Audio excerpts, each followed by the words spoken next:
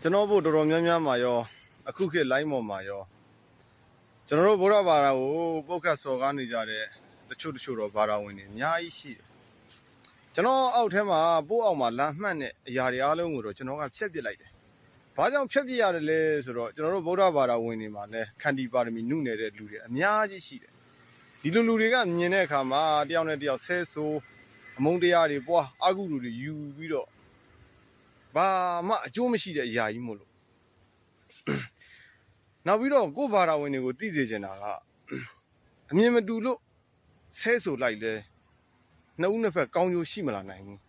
ကိုလည်းအာဟုလိုဖြစ်တယ်သူလည်းအာဟုလိုဖြစ်တယ်စေနာပါလို့ရှင်းပြခြင်းနဲ့ပြောပြခြင်းနဲ့ဆိုရင်လဲတစ်ဖက်လူရဲ့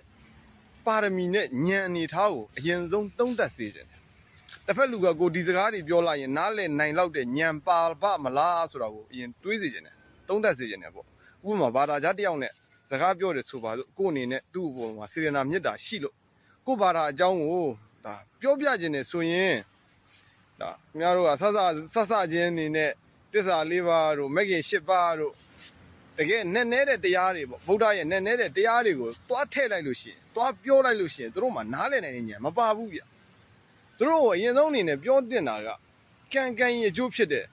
မင်းလူဘိန်းနားလည်အောင်ပြောရမယ်ဆိုရင်ဗျာ